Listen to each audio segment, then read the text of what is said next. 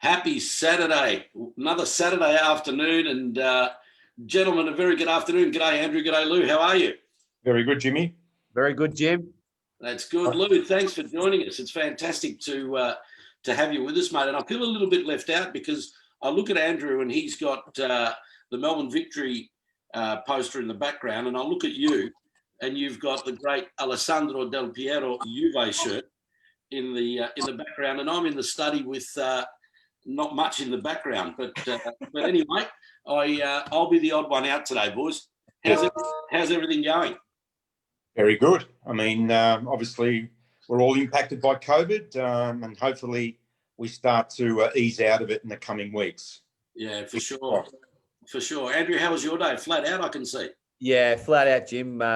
Just finished. Got a couple of more after this meeting, and yeah, it went really, really well. You know, it's good to be back on a Saturday, meeting buyers, and the sun was out. It was a bit windy, but no, it was good. Well, here's a quick number for you. So far, 238 private inspections by our team just this week, and that's not including what's going to happen this afternoon. So I think we'll probably hit around 260, 270 inspections, private inspections for the week. So it's absolutely fantastic that we're back, and we're back on deck, and we're back running around, albeit a little bit differently. Spot on. Yeah. Now, ladies and gentlemen and friends and followers, it's an absolute pleasure to have a gentleman of the calibre of Lou Sticca with us today. And let me give you a little bit of background. Lou and I have been mates for a long, long time. We were young bucks straight out of uni, and we both started working at the same insurance and finance office, and we used to sit opposite each other. And we did that for a while until we moved on. I moved into real estate, and Lou moved on again in insurance and into sport.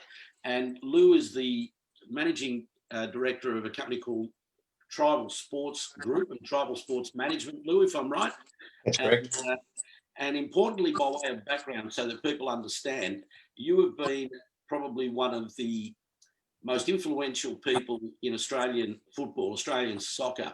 And I don't say that lightly. And I think back to the days of the Carlton Soccer Club, part of the Carlton Football Club back then, but the Carlton Soccer Club, Lou, you started that, and you were the president there, and got everything going and put that team together. And then when the ALeague started some 15 years ago, you were instrumental in putting together the squad for Sydney FC, what is now Sydney FC and what it was from the start. And more recently, so that people understand, you were also very instrumental in putting together and assembling the squad for a local team that trains out of Caroline Springs, Western United, who had a fantastic inaugural season in 1920, now in the A-League. And so clearly, my friend, you have an eye for talent and for scouting talent, particularly in the soccer space. I keep wanting to call it football, but I'm saying soccer so that people can differentiate between AFL and what we know as the global game, the world game of football.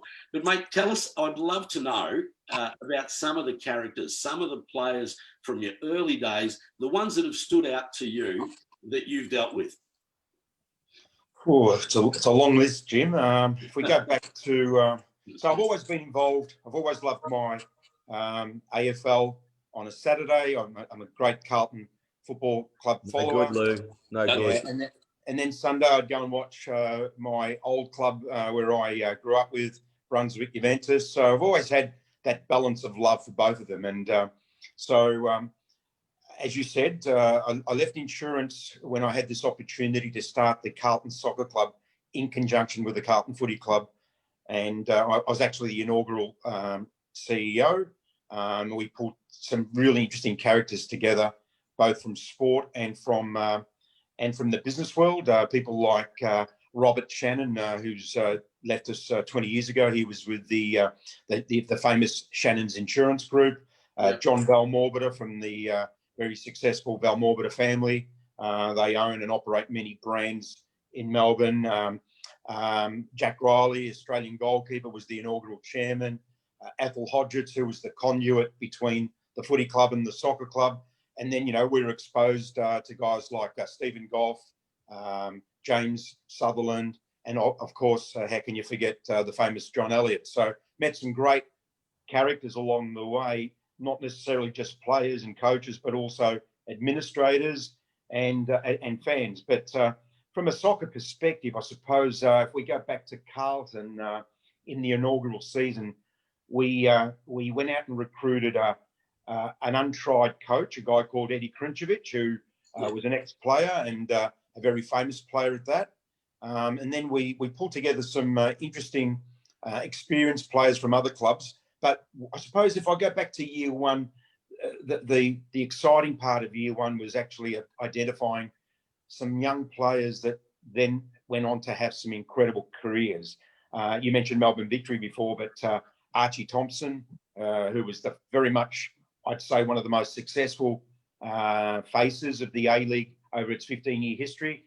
We had him at Carlton. We discovered Simon Colosimo, Mark Bresciano, Vince Grella, Josh Kennedy.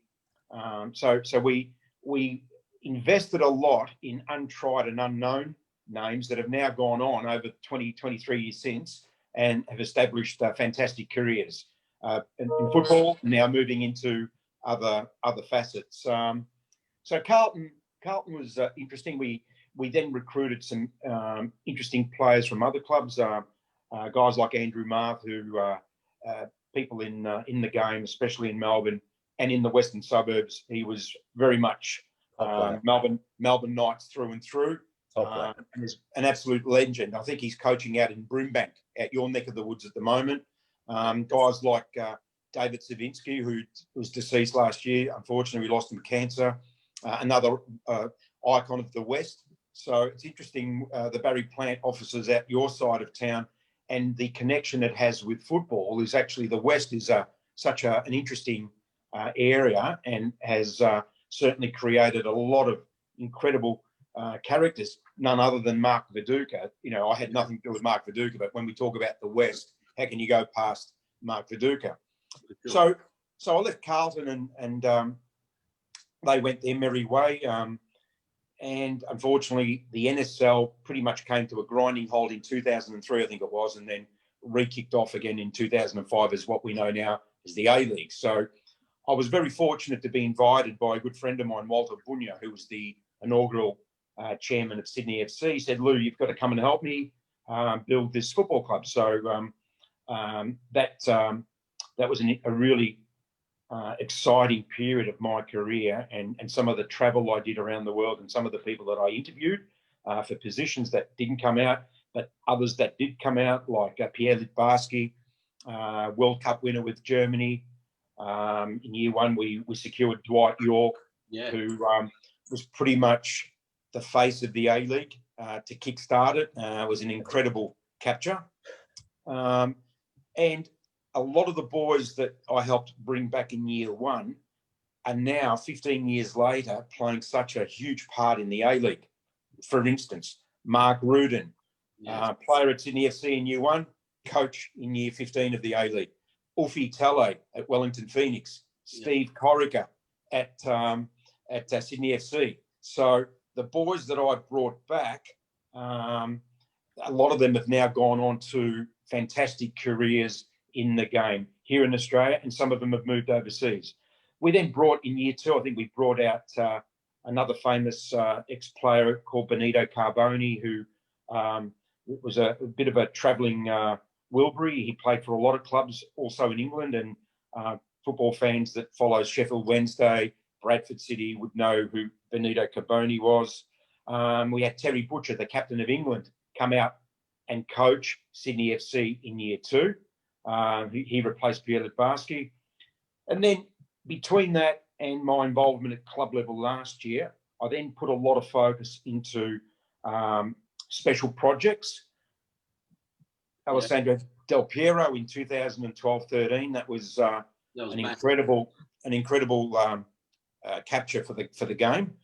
And then I put a lot of energy into actual bringing out international games. So David Beckham, LA Galaxy, those sorts of events as well.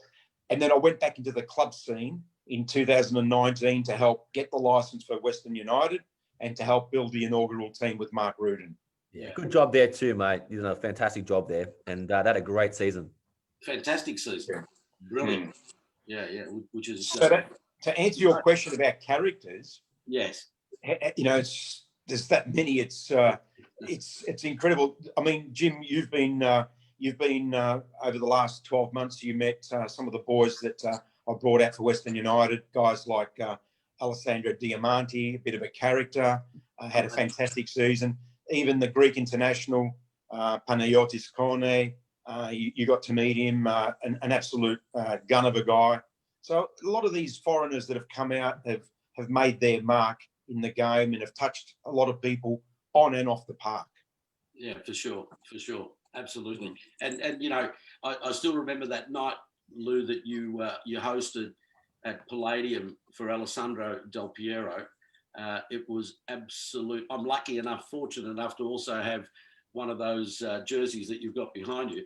And I thank you for that. But that was just incredible, watching people go absolutely nuts over their opportunity to meet a bloke who, without question, had a very distinguished career at Juve in Italy, and then of course came out and played here. Funny story on that one, Jim. So you might say, well, why did you do it at the Palladium when he was playing for Sydney FC? So, as you know, I'm of Italian background, and Melbourne has a significant Italian population. So I copped a bit of a caning from a lot of people around Melbourne saying, well, why did you bring a legend and put him into Sydney? Why didn't you bring him to Melbourne? That's another story. But so in the end, I thought what I'll do is I'll have a function for Alessandro in Melbourne. That way the Italian community can come out and meet him. And it was an incredible night. Let me tell you, I don't know whether I'd ever do that again, Jim. It was, I lost complete control. We had about 700-800 people. And Italians don't listen to instructions at the best of times. And so security couldn't control. It was like the Pope had arrived. They had to touch him. They had to feel him. It was just control. Absolute madness. Yeah. No, great. I think we could stop there, and everyone would love with what you've just said, Lou. I've sit there and listened to what you've just said, and I had no idea how the impact you've had on the sport. But now you've just opened my eyes, mate. That's fantastic. Well, look, just a point on that. I think one thing that always gets forgotten, it's about the player, or it's about the agent, it's about the coach. You know, to bring these clubs, to bring out these players, it takes huge investment from the owners of the clubs, and they're the ones that usually don't get much of a mention. Yeah. And at the moment, as you can see, with the impact of COVID and teams losing money, players getting stood down, we have to acknowledge the money that it costs to run these clubs. Jim, you'd know a little bit more than most what I'm referring to, and to bring out someone like an Alessandro Del Piero, David Traktovenko and his son-in-law Scott Barlow at Sydney FC, very, very deep pockets to undertake a signing like that. I mean, there's no commercial argument to justify doing that. It's purely and simply because the owners of the club wanted to do something really special for the game, and that applies to, you know, the owners of Melbourne Victory when they brought out Harry Kuehl, and owners of other clubs when they've brought out players. It takes a lot of money to underpin bringing out some of these big names, and people don't probably fully appreciate what's involved. Yeah. So I thought I'd take the opportunity to really acknowledge the owners of the clubs. Yeah, fair point. Well, you just touched on COVID and the impact that it's had on all sporting codes. How do you think next season is going to look in the AFL, the ALeague, the NRL, just to name a few? Because obviously we know the impact that it's had. What do you think is going to happen? Good question. Okay, so Andrew, I mean, we're all watching sport. We're lucky that some of the northern states have allowed some crowds into the stadiums. But I watch a lot of sport. I watch a lot of overseas football, and you see these magnificent stadiums, you know, and that goes for the Formula One as well. You see Formula One, no fans. And, you know, if there's one thing that is crystal clear, every sport, there's a bond between the players and the fans. And if you don't have those two elements, you haven't got much else. Okay. Yeah. So in Australia, what we have is a situation where the impact of COVID in our sports is probably very different to a lot of other countries, because apart from America, we're one of the only countries that have so many different, let's call them tier one sports. I mean, in Europe, it's football in winter and it's cycling in summer. Whereas in Australia, it's AFL, NRL, ARU, soccer, basketball. It's just a never ending. And then in our case, we're an events country. We have, the Spring Carnival, which we're just starting to enter into now, which goes for a month, 6 weeks. Then you move to the tennis calendar. So in January, you've got the tennis in the city, and then at Rod Laver. And then you've got March, which is Formula One. And in October, you've got MotoGP down at Phillip Island. So we are such a saturated market. When you see, it's well documented how fragile the ALeague is at the moment, given the impact of COVID. But what I say to people that criticise the ALeague is just put the brakes on for a sec. Have a look at what impact it's having on the AFL, on cricket. I mean, cricket, our national sport, when you get Channel 7 and Foxtel threatening to rip up the contract, that tells you that they're going to lose millions upon millions of dollars. There's no advertising coming in. There's no crowds. It's a disaster.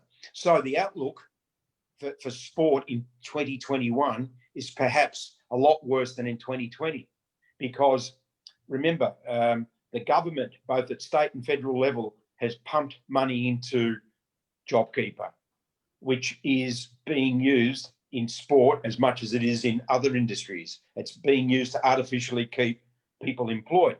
Yeah. JobKeeper, this month it starts to claw back, but in March it disappears. Television companies are trying to claw back their sponsorship, their TV rights. Advertising is dropping. Community. Well, we're talking about elite. Let's talk about the community. Let's talk about the mums and dads in your areas where you've got the Barry Plant offices. Those mums and dads in the outer suburbs, where kids' sport is so important because you've got young families. Those kids have been prevented from playing. You've got friends of ours, Jim, that they've got 3-4 kids in a household.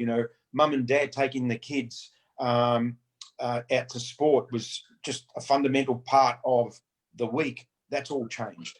So, the interesting thing, Lou, just talking about local community and the impact of it. We know that all the local clubs, it's the local mums and dads that underpin those clubs. So you've got your small businesses, you've got the guy that might be a real estate agent, you've got someone that might be the local butcher, the local carpenter, the local builder, the local car salesman, and they all tip money into sponsoring these clubs. Why? Because their kids play there, right? They want the clubs to survive. They've got a little bit of ownership.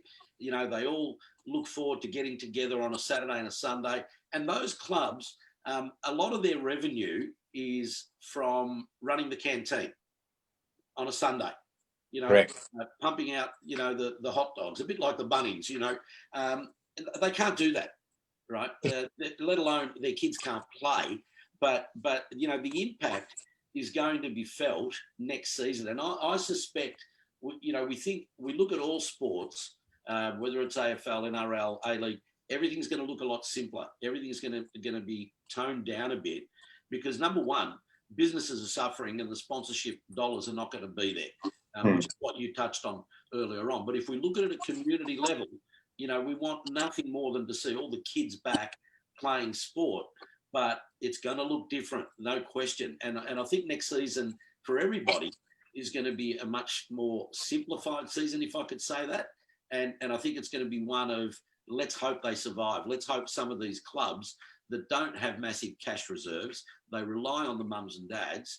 And the fact is, even us as local businesses, we're not going to have the cash to be able to tip in. We'd love to help in other ways. but we're not going to have the cash that we can tip in like we have. You know, every year, Lou, as a business, we always put a certain percentage of our revenue aside to support community clubs. You know, moving forward next season, it's going to look different because of what we're going through and what we're going to continue to go through. But yeah, it's going to look different, isn't it? And even deeper than that, Jim. Look at those kids. I had 3 boys. I'll put them into team sport. Fundamentally, why do mums and dads want their kids to play sport? For health, for social adjustment. It keeps kids in a great environment. It creates disciplines. It gives them social confidence. So some of the real fundamentals of society are being challenged here. You know, these kids are regressing. There'll be kids that will be walking the streets because they don't have anything else to do. And when kids are wandering and they haven't got commitments, they wander into things that they shouldn't be doing. So I think the social impact is just as important at community level as what we're talking about from an elite level. You know, you talk about little businesses, Jim. Those little businesses that tip in $500, $1,000, $2,000, they justify it to themselves because if they've got their kids playing, that's one thing. But let's say they don't have kids actually playing, but the local butcher is selling the sausages to that club. The local Baker's Delight is selling, you know, a couple of hundred rolls a weekend, you know. And so just the economic shrinkage, you know, so everything that, you know, we know about elite level, but the community level is just as important. So it's a very worrying time, to be completely frank with you. It is. Look, you know, it is worrying, Lou, but I've got to tell you, mate, I've always been, like you and Andrew, we've all been glass half full kind of people. And I've got this thing about the community is going to rally. You know, people will pull out, particularly at grassroots level. I think people will pull out all stops to ensure that their kids at least get to enjoy playing sport again. And even if it's in a much more toned down and simpler way, I think it'll survive. It's just going to take a little bit of time and everybody understanding that, you know, hey, it's going to look a little bit different. Well, we absolutely, Jim. What we need, though, we need our governments and we need our local governments to be beating the drums for community sport. You know, it seems to be that most of the media are focused about elite sport because that's what sells newspapers. That's what gets our attention. But I'm hoping that, you know, the local mayors and the local councillors make sure that state and federal government don't forget about the kids. For sure. Yeah, exactly. Lou, earlier on, you mentioned that you've brought in a couple of teams and countries, obviously, to Australia to play the game that we love, football, soccer. And your business has been absolutely instrumental in doing so. You know, you brought in teams such LA Galaxy, Tottenham, Juventus FC, Chelsea, and many, many, many more. But which one have you enjoyed the most? Oh, yeah. Good question. That could get me into trouble, Andrew. I mean, there's it depends what you I had this question noted down. I mean, I wanted to answer. I wanted to ask you this. Look, I love these games because they actually do generate a big social element to it. There's a lot of fun. There's a lot of gatherings. So, for instance, I'll just pluck a couple of examples. So, take Tottenham Hotspur. Hadn't been to Australia for 40 years. So when we announced that they were playing in Sydney, you had fan groups from England that were coming out, but you had fans from Perth, from Singapore, that were just gathering in Sydney for a week before the game. So you had a lot of socialising, a lot of eating, a lot of drinking, and that really gives me a buzz that people were using those to catch up with friends that they hadn't seen for a while and creating new friendships. When I organise a game, I always try and have my own social network involved. And Jim, again, and a lot of our other friends have been, and Andrew, have been with me at some of these games. And there's a lot of interacting. There's a lot of fun. I mean, look, I don't hide from it. I actually make it a key point because the 90 minutes of the game at the end of the day, it's a pre-season or post-season tour. Let's face it, it's an exhibition game. It's a glorified exhibition game. What I like is that to build the layers around the game. So another really good example was two that we did in Melbourne. I was involved in Liverpool coming out for the first time ever to Australia in 2013 at the Melbourne Cricket Ground, 96,000 people. That week leading up to the game kickoff, you couldn't get a hotel room anywhere in Melbourne. The Victorian government contributed $1.4 million in cash towards bringing them out, the cost of bringing them out. They did an analysis that generated $30 million of economic activity in that 1 week. Liverpool Football Club, that game at the MCG was the single biggest crowd that they've ever played in their very storied history. Yeah. And it was also the biggest 24 hours of merchandise sales in the history of the Liverpool Football Club. So, I mean, these are crazy numbers. The one that I had a lot of fun with, without question, I was very fortunate to bring out LA Galaxy on 3 separate tours. The first one to Sydney and Wellington in New Zealand was just really special. Why? Because the David Beckham effect. I remember they sold 35,000 shirts with number 23 and David Beckham on the back of it at $150 a pop. And the managing director of Adidas Asia happened to be in the box where I happened to sit, and they introduced me, and he said, "Oh, this is just unbelievable numbers of what we've generated in this particular game." He looked at the crowd. I'd say that the majority of that crowd, 85,000 at ANZ Stadium, would never have been to a game of soccer before. They were predominantly women, people that were interested in that whole Beckham social media. Impact was just enormous. The last time we brought him out to play Melbourne Victory in Melbourne, and I organised an after party at Club 23 at the Crown. And I'm still paying that alcohol tab off.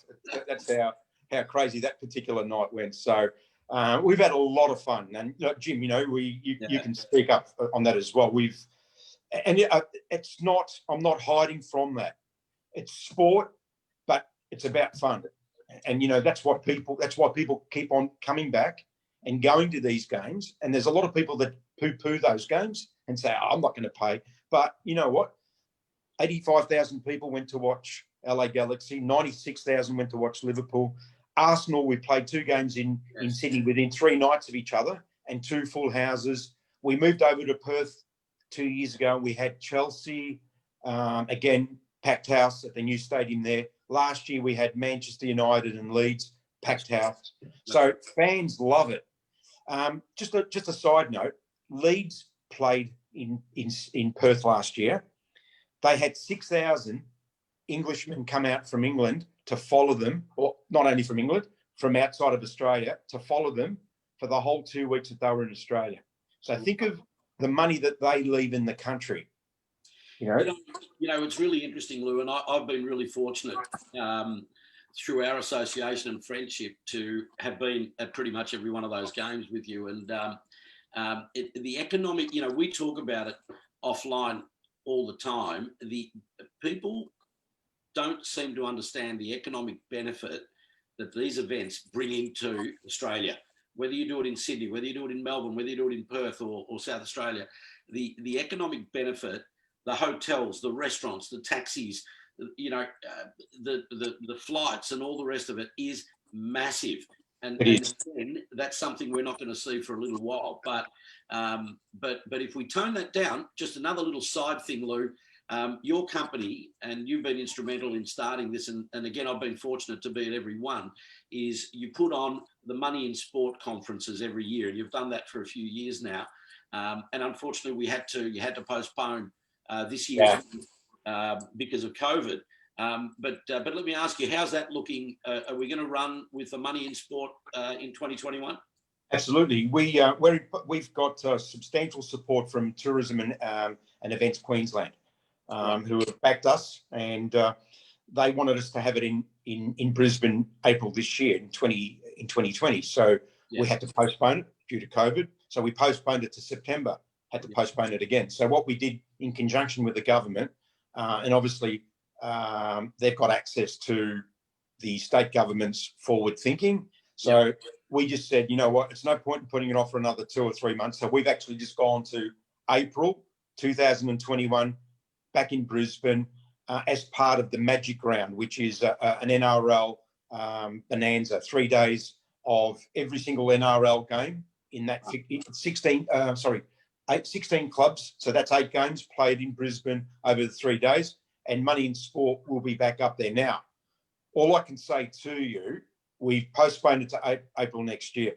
If we're not able to run it next year, then I think society's got a bigger problem if we haven't found some way of either controlling or there's an antidote for this COVID scenario. And if we, which leads me to my my next question, Lou. I was going to say to you, you and I and our families like to travel, and we've done a few holidays together, mate. When this is all over, when the world gets to some new normality, where are you traveling to, Lou? What's the first destination you want to go to? Well, I mean, the world has changed. We have to be a little bit more selective.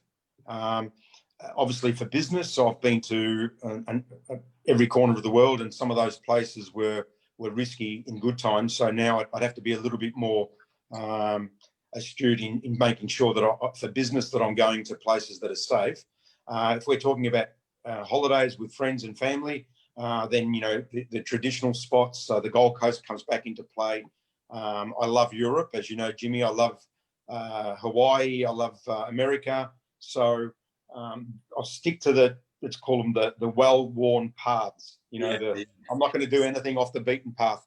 I think this year, though, you know, from a real estate point of view, those that have got homes on the peninsula or down you know, the Great Ocean Road or up in the country, I think local tourism's going to boom this Christmas, assuming that we get some sort of relaxation from state government. So I think 2020 we'll see ourselves staying local. And then as soon as the borders reopen, there's going to be one mad rush somewhere. I don't know, but I think it'll be north. It will. You know, bottom line, mate, I think we keep pushing, let's support local, let's shop local, let's support local. And I think in the short term, all of us are going to be, pushing that mantra to try to holiday local as well, and support all the businesses, whether they be on the peninsula or whether they be in Sydney or in Queensland, but particularly in Victoria, all the businesses that really, really need an injection of tourism. 100%, Jim. 100%. Yeah, for sure. Andrew, do you want to add anything, my friend? I'm happy to go to Dallas with Jim. Dalsford. well done. Well, I've got to say, fantastic, Lou. Mate, you know, to be honest, listening to what you've been involved in and so forth, I've got goosebumps, mate, just listening to it. So, no, well done, my friend. Good job. Thank you. That's brilliant. Well, I've got to say, Lou, we've gone way over time again. I said to you at the start that we normally go for about 15, 20 minutes. I think we've gone for almost 40, and and love chatting with you, my friend. And it's been great banter. To anybody watching, if you want to jump on, whether it's Facebook and check out Tribal Sports Group and check out Money in Sport, and you can follow them, of course, on Facebook, Instagram, Twitter, LinkedIn, and keep in touch and with what's happening with Money in Sport, because it's not just about sport. I've been to every one of those conferences, and it's a fantastic networking opportunity, and it's also a brilliant way to just broaden your thinking regardless of whatever business you're in. So, Lou, if you don't mind, I'll give it a bit of a plug if everybody wants to jump on, whoever's watching, Money in Sport and Tribal Sports Group. And Lou, thank you. Really appreciate your time. And, mate, you can go out and take Remy for a walk now, and I'm going to go and put some shorts on and go for a walk as well. Absolutely. Thank you, Jim. Thank you, Andrew. And thanks to all your followers. Hopefully the community is coping well. All the best. Fantastic. Thanks, Andrew. Thanks, boys. Thank Bye. you.